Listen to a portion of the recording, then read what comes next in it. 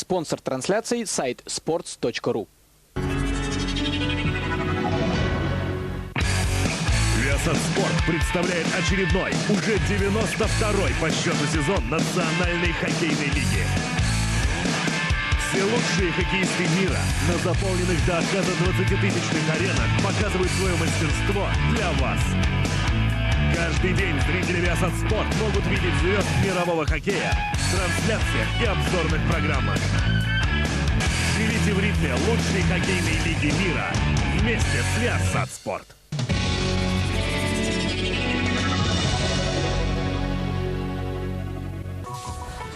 Tonight on E60. Ware's got it! 3 today! The best pass rusher in the NFL. A story of family, fatherhood, and fate.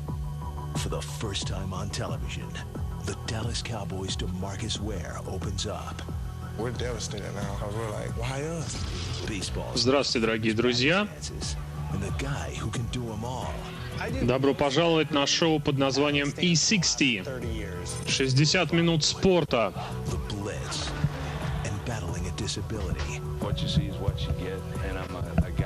Сегодня у нас история Демаркуса Уэйра, одного из лучших пэс-рашеров Национальной футбольной лиги. И то, как молодой ковбой выдержал очень опасную для жизни травму на производстве.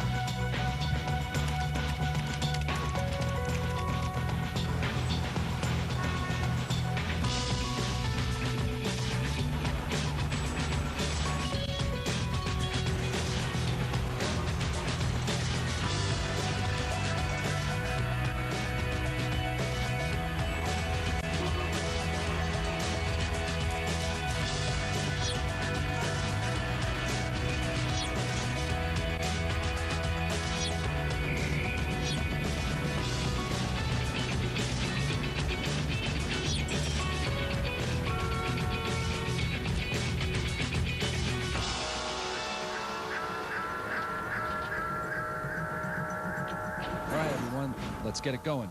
Michael, what do you got? What are your thoughts, just in general, about the Cowboys and the prospects for 2009? I covered the team for 3 years living in Dallas. Итак, мы начинаем нашу программу с материала, который посвящен одному из самых перспективных молодых игроков НФЛ, лайнбекеру команды Dallas Cowboys Демаркусу Уэйру. The defense has to step up, but that defense is led by arguably the most feared defensive player in the National Football League, and that's DeMarcus Ware. He led the league in sacks last year with 20. When you think Dallas Cowboys... В прошлом сезоне Демаркус Уэйр лидировал в Национальной футбольной лиге, сделав 20 секов. We're going to show you the other side of DeMarcus Ware, really get inside of his head and his heart and his life. Но сейчас мы поговорим немного о другом Демаркусе, о человечной стороне этого отличного футболиста. Everybody in the NFL gets into trouble and does bad things. NFL guys are, gangsters or whatever. Все думают, что когда игроки НФЛ попадают в историю, это обязательно какой-то негатив, что-то связанное с мафией. Spend time with Dallas Cowboy captain DeMarcus Ware, and he doesn't seem like the ferocious outside linebacker who led the NFL last season with 20 sacks. Но проведите время вне футбольного поля с Демаркусом Уэйр, и вы узнаете совсем другого человека, семьянина, о чем и говорит его жена Таника.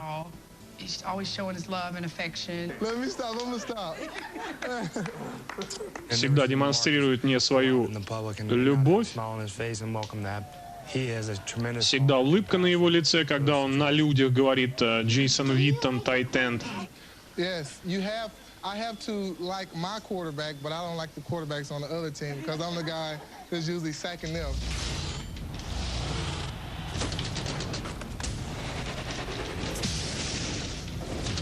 Ware has come and got him, and he fumbled the ball. On the field, he's a beast. Он просто монстр на футбольном поле. Халк. Настоящий футбольный Халк. Кусок мяса. Причем без жира. После захвата в его исполнении у игрока на следующий день болит все. Неостановимый человек.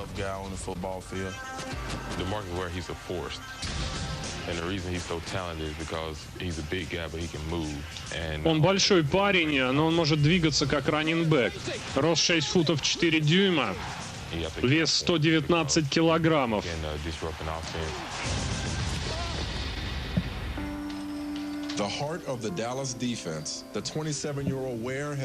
27 лет Демаркусу Уэйру, он родом из города Оберн, штат Алабама.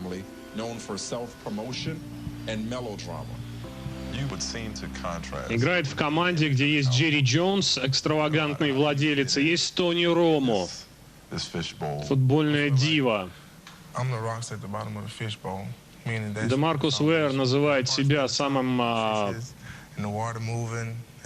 незначимым паучком, который обитает на дне этого прудика с золотыми рыбками.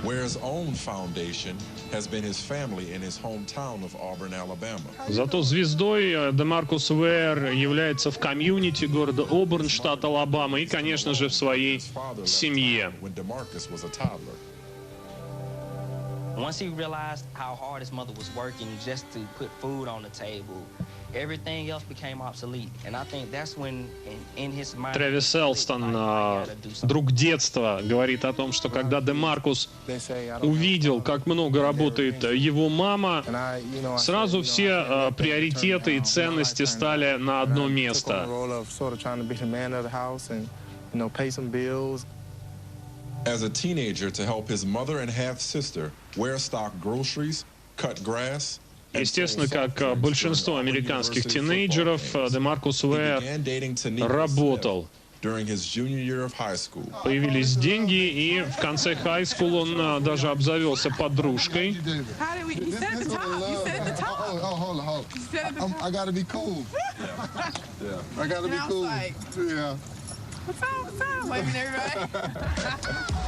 Ware played only 2 years of football for Auburn High.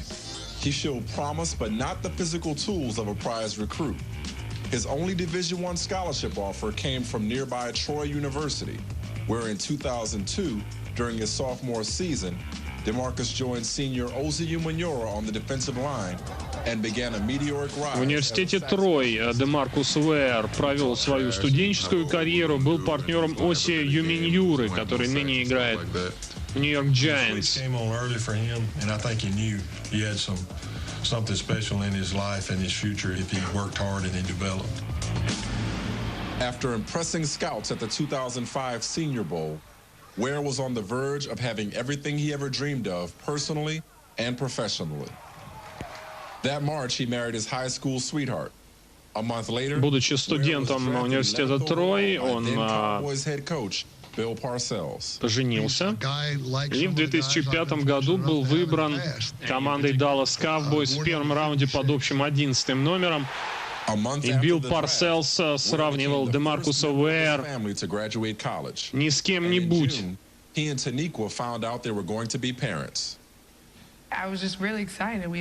А с Лоуренсом Тейлором. But later that summer, with DeMarcus in the middle of his first NFL training camp, Taniqua suffered a miscarriage.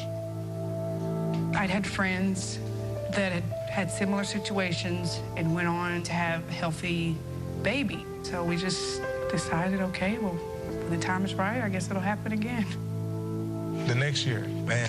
У Таники случился выкидыш. We're even more happier now. We're thinking in our mind, oh man, okay, let's get past this first trimester because we didn't last time.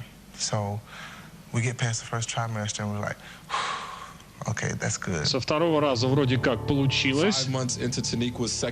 Вторая беременность протекала вроде как неплохо. Doctors discovered the Ware's male fetus had no kidneys and would not be able to survive outside. Но через 5 месяцев выяснилось, что ребенок не выживет, который находился внутри жены Демаркуса. And you had to go forth and deliver. Yes, I actually had to deliver the baby, epidural, the whole 9 yards. The pain, it was just as excruciating as an 8-pound baby being delivered.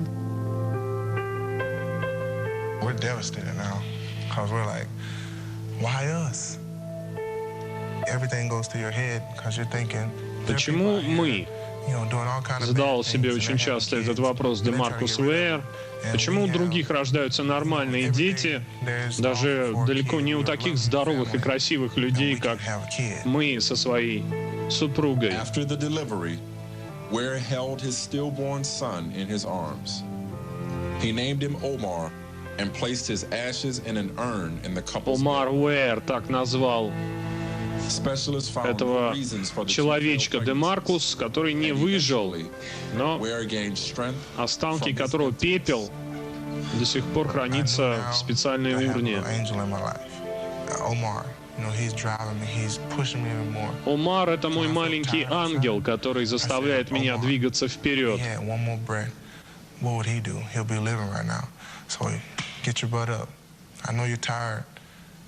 И каждый раз, когда мне тяжело, я говорю: давай, вставай. Омар хотел бы, чтобы ты играл. И играл хорошо.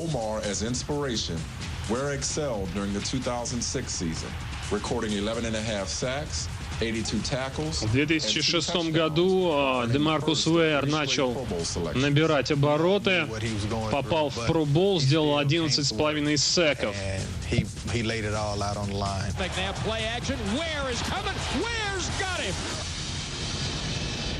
In the summer of 2007, Ware embarked on another double-digit sack season. The couple consulted a fertility doctor after having difficulty conceiving. And in September, DeMarcus and Taniqua discovered they were expecting for a third time. В сентябре вновь забеременела супруга Демаркуса Уэйра после того, как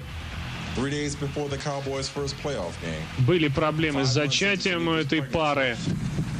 Эта новость пришла во время плей-офф. И опять сердце нерожденного ребенка перестало биться внутри мамы.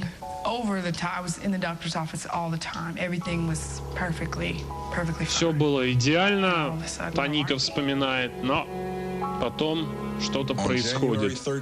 И уже не первый раз. The Cowboys hosted a divisional playoff game against the Giants.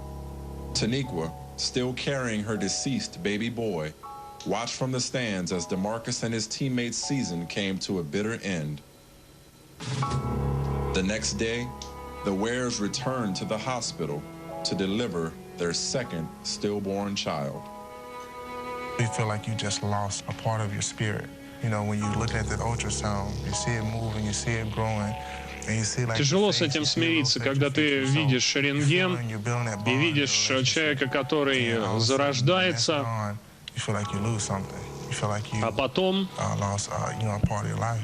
а потом ты понимаешь, что этому человеку никогда не суждено будет ходить ножками, и ты понимаешь, что ты потерял часть самого себя. He told them about an expectant mother who was in the 8th month of her pregnancy and had contemplated abortion. She now wanted to find a home for her baby. We talked about it and we prayed about it and we felt like God brought that on us. We don't care what the race is. We don't care what's going on. We don't care. We found out we might be adopting. И после этого, после третьего подобного случая, супруги Уэйр начали разговаривать о том, чтобы усыновить ребенка или удочерить дочку. And on February 29th, 2008, the birth mother delivered a baby girl. DeMarcus and Taniqua named her Marley after his favorite reggae singer. From day one, when we seen Marley, it was like, that's my baby. Dad. And then Причем неважно было супругом Вейером, какой национальности, какой расы будет ребенок, которого они в итоге взяли. Это была девочка, ее назвали Марли.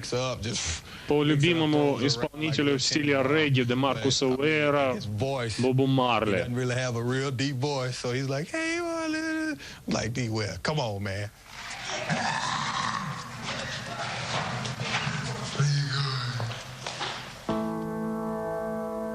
DeMarcus Ware is above all about family. A family that is a portrait of love. Наконец-то семья Демаркуса Уэйера стала полной после того, как в ней появилась девочка Марли.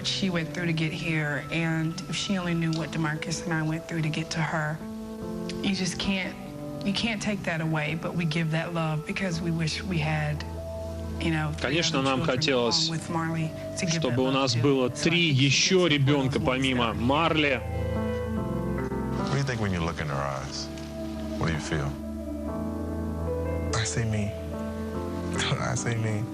I see, I see love, I see, compassion, I see wantedness. Like, that's my dad, he wants me.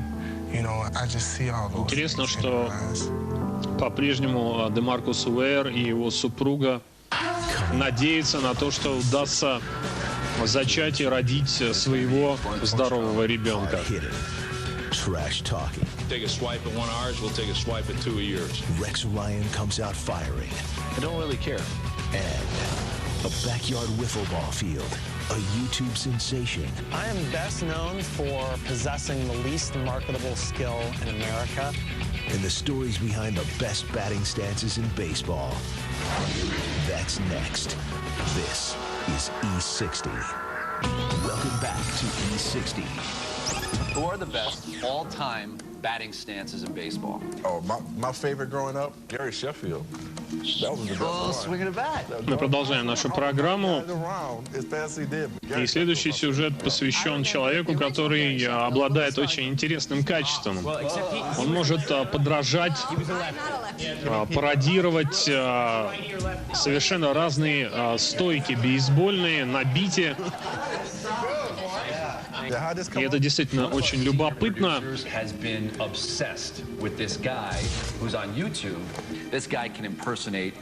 Any batting stance. You pick a name and he's got it. We got to thinking, like, wouldn't it be cool to do a story about the stories behind the best batting stances ever in baseball?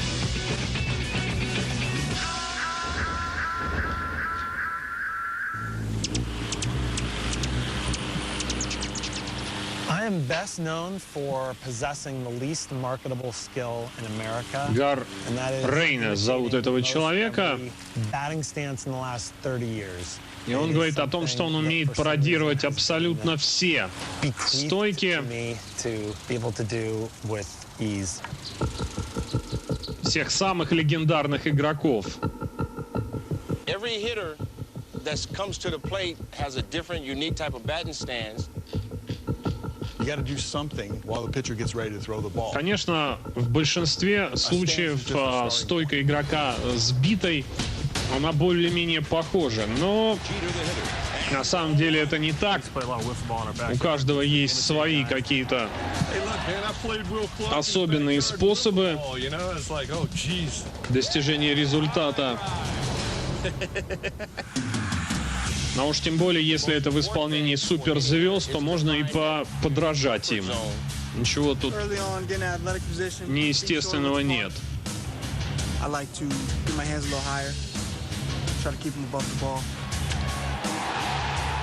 timing mechanism was to give you some kind of rhythm before you got ready to start your swing.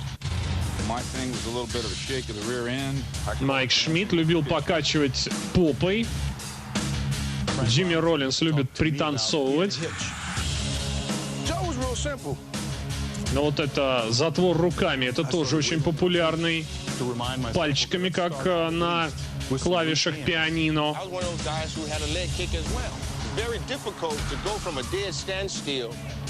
Вот такой вот вариант легания ногой лошадиного, передней. If you're a boxer, you're not going to hit from a dead standstill. You're going to get a little something behind it. He buried it way back. Out of here. There's a lot of hitters that hit very funny. Иван Родригес говорит о том, что очень много бьющих просто-напросто смешно делают то, что они делают.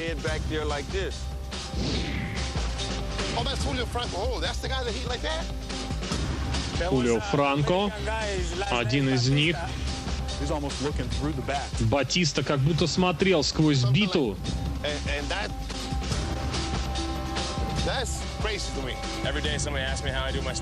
Ну и Юкелес, конечно, один из самых неортодоксальных товарищей, избитый в руках. Сам Юг говорит о том, что иногда он и сам не знает, что, черт возьми, он делает.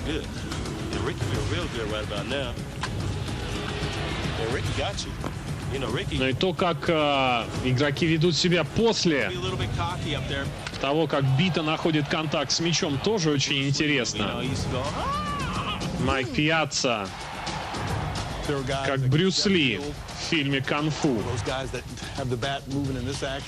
Влад Герреро, Джим Томи.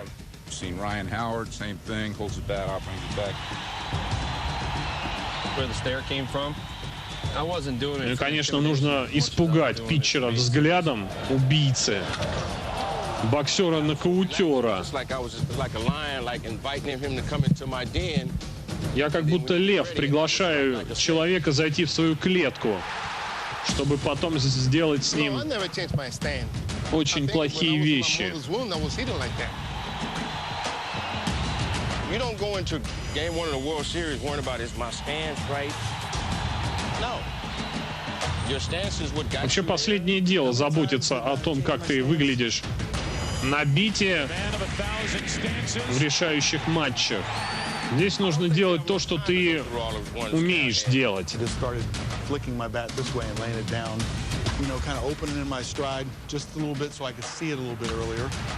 When Brad commenced, caught the ball and fell over the wall. I think I was a little bit more upright. He gave me this one day. How am I looking? My all-time favorite of Cal's was what we called the. Но сейчас подражают Кела Рипкина. Стойка под названием скрипка. This violin, isn't it?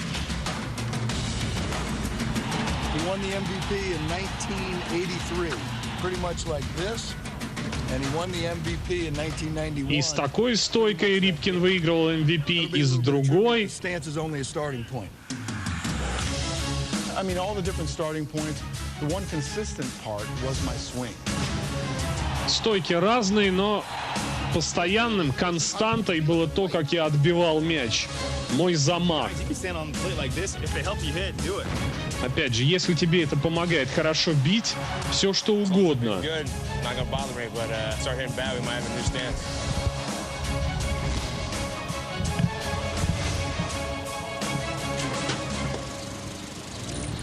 Why am I so good at this? Because вот такой вот талант. Freaky ability to recall mannerisms that I've seen in people, and I happen to enjoy baseball so much. Этот человек говорит о том, что помимо того, что он очень много смотрит бейсбола, у него есть такое качество запоминать манеры других людей. A Heisman hopeful behind the scenes with one of the best quarterbacks in college football. После паузы вас ждет рассказ о травме молодого Тореадора и о жизни Колта Маккоя, квотербека Техаса. Proud. If I was younger, I'd probably, I'd handle him myself. Provocative. Ours is a kill philosophy. Rex Ryan. Next. Story contains images that may be disturbing to some viewers. Вот такое вот предупреждение перед следующим сюжетом о том, что кадры, показанные в нем, могут быть очень неприятными для некоторых людей.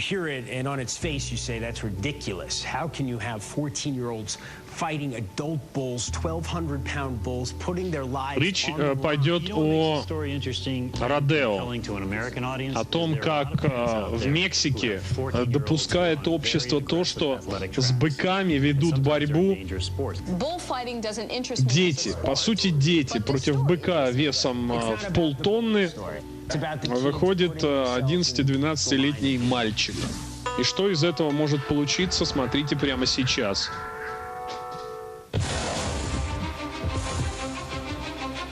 Bullfighting, Ernest Hemingway wrote, is the only art where the artist is in danger of death. It's been called beautiful. Родео — это искусство, как считают многие, но это искусство, в котором артист, художник рискует своей жизнью, ни больше, ни меньше.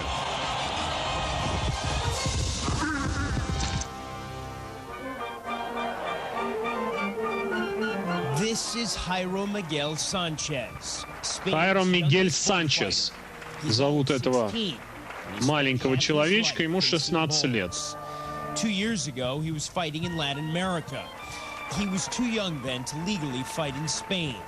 That's when this happened.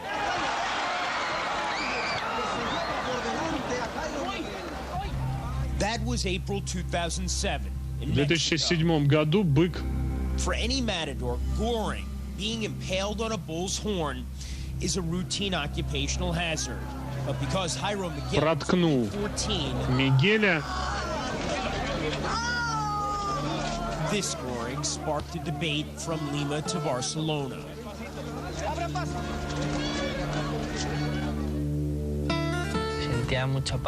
I panic at seeing death so close. Я был очень близок к смерти, вспоминает Хайро Мигель Санчес. I knew I had been gored. I just didn't know the severity of the wound, and more than the pain, the panic. A feeling that your life was slipping away inside. Даже больше, чем боль, меня охватила паника. What was going through your mind when you saw him get hurt? О чем вы подумали, когда увидели этот страшный бой и эту травму? Хайро Мигель говорит о том, что в тот момент мне захотелось стать Богом и отменить все это.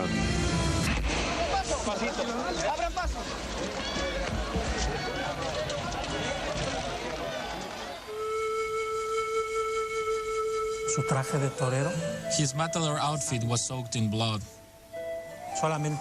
All we could see was his lung protruding through his clothes.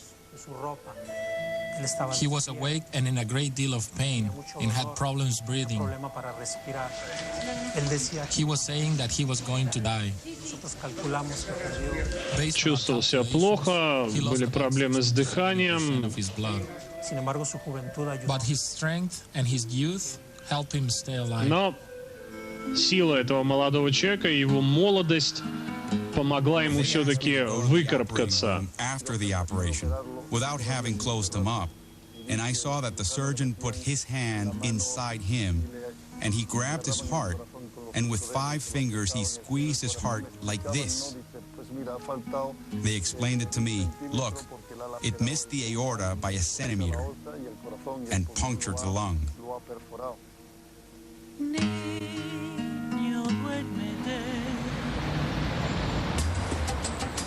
Death by goring is relatively rare, once in every 50,000 bullfights. But in the wake of the goring of Jairo Miguel in 2007, calls went up to ban children from Latin American bull rings. If kids are not allowed to be trapeze artists at 6 years of age, why should they let them be bullfighters? They need to have a certain maturity level and use of reason, and not take advantage of. В общем, конечно, в таких ситуациях стоит поднимать вопрос о том, вообще как это все допускается, когда ребенок ведет борьбу с полутонным быком, да и вообще как бы о гуманности данного вида искусства, даже не только вида спорта, по отношению и к человеку, и к животному, что, в общем-то, давно многие делают. Но в некоторых латиноамериканских странах, конечно же, это многолетняя традиция. отнять которую у народа, ну, наверное, многим не представляется возможным. When you have children facing life-threatening injuries from an adult bull, you have kids actually traveling from places where bullfighting is illegal for children to train in Mexico, that's a good indication that this is something that's just too dangerous for kids to do. For a century, matadors in Spain, Jairo Miguel's homeland, have had to be at least 16. But in most of Latin America, including Mexico, there are no such local restrictions. Интересно, что в Испании нельзя подобным делом заниматься, если тебе не исполнилось 16, а во многих латиноамериканских странах, в том числе в Мексике, об этом и не думают. Where top matadors are celebrities who can earn more than $1 million a year, has been exporting its baby bullfighters. Officials say, look, it's just a few kids. And this has been going on for a long time. Yeah, well, these kids aren't expendable, and truly for them. Может быть, совсем немного детей занимается этим, но этими детьми тоже жертвовать нельзя. There's an age below which children are simply too young to take on this kind of risk, especially when the consequences are so high.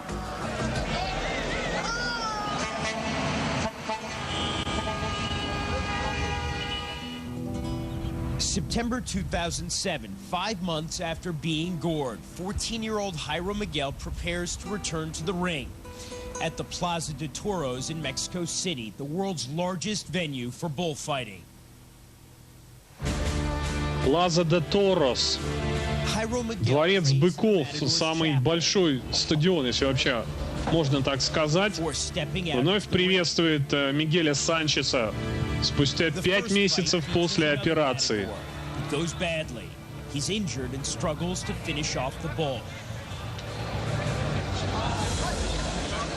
Then it's Jairo Miguel's turn. He dominates the bull. He shows the crowd why he's considered so gifted. He's completely in charge, fearless even. His father circles the ring coaching Jairo Miguel. The comeback is a success, but then, just for a moment, Jairo Miguel is careless. And the bull strikes back. И вот что происходит, когда Jairo Miguel теряет концентрацию. Бык вновь его достает. Jairo Miguel retreats for a few moments. He's bloodied and embarrassed, and in pain. But he returns for the kill. И добивает быка, да. Жесть, в общем-то, по сути. Дикий народ, дикие нравы. И, ну, в Америке тоже есть собачьи бои, да. Майкл Вик за это отсидел в тюрьме, за организацию подобного порочного ада. А там это нормальные вещи.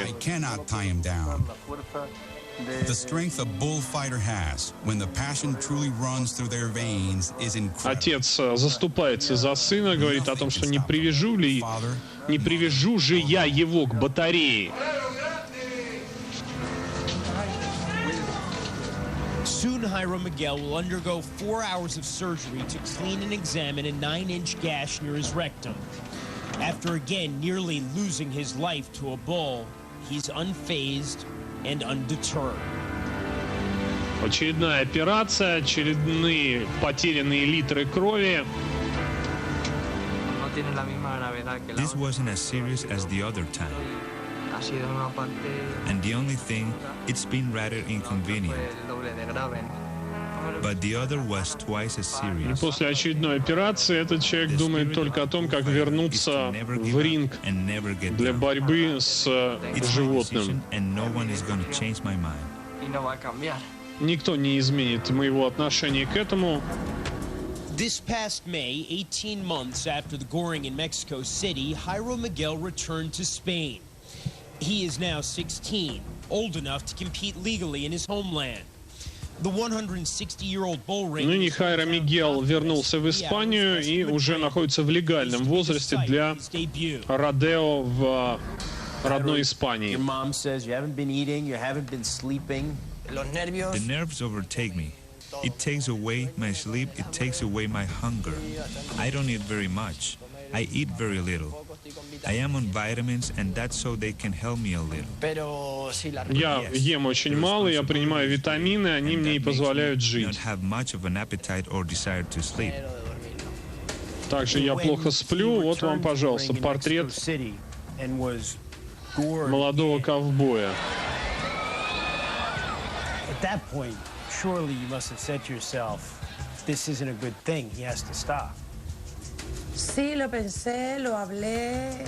Yes, I thought about it. I talked about it, and I repeated it to him several times. Мама этого молодого человека говорит о том, что не раз она пыталась убедить своего сына в том, что этим нельзя заниматься, что он рискует своей жизнью, но все было напрасно. It is the day of Jairo Miguel's Spanish debut. It's created a national media stir.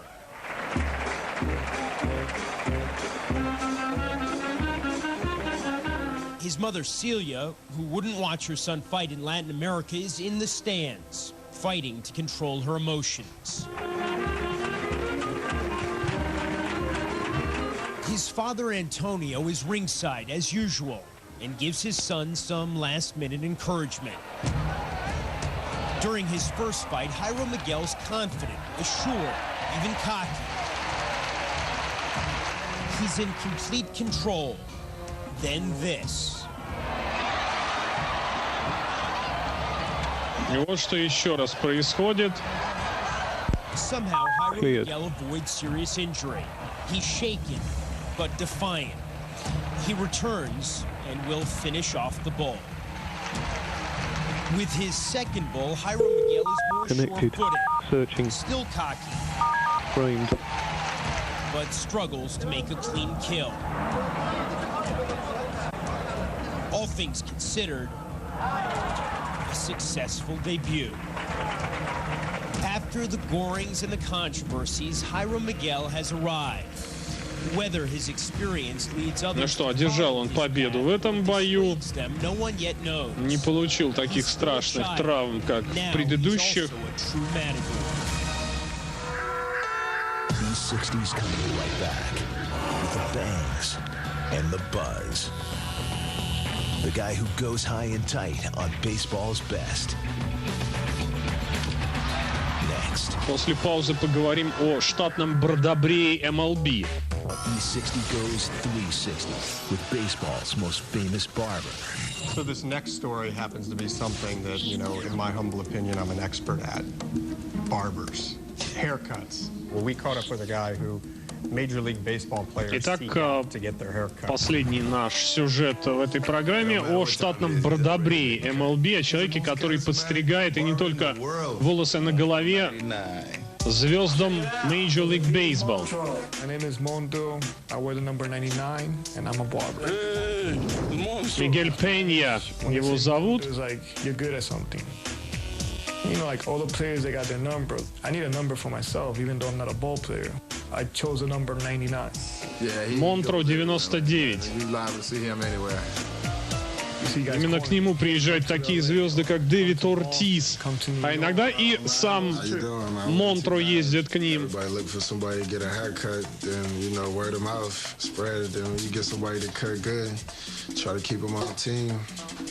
Haircuts is like superstitious, you know? Let's say that I cut your hair and you do good, you give a home run, you will want me to cut your hair again. Да, если игрок, подстригшийся у меня, отбивает хоум-ран, естественно, он захочет подстригаться опять у меня. We all got, you know, a lot of love for him around the league. You know, he knows what he's doing. He's actually turned it into an art form. The most I concentrate on most, I'll say Big Papi's beard. Самое трудное для подстригания — это борода Биг Паппи. Это практически так же, как рисовать татуировку. But barbershop chairs for David Ortiz. Papi is the person that called me the most. So he deserves a chair. Биг Папи заслужил одну бесплатную стрижку. Он мой самый постоянный клиент.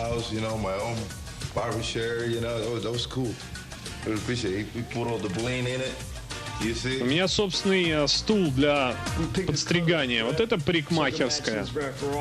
I don't consider myself a famous barber, but the people I cut, I consider them famous. I'm just a barber. Want more on tonight's stories? The new E60.com is live with it. Viasat Sport представляет очередной, уже 92-й по счету сезон Национальной хоккейной лиги. Все лучшие хоккеисты мира на заполненных до отказа 20-тысячных аренах показывают свое мастерство для вас. Каждый день зрители Viasat Sport могут видеть звезд мирового хоккея в трансляциях и обзорных программах. Живите в ритме лучшей хоккейной лиги мира вместе с Viasat Sport.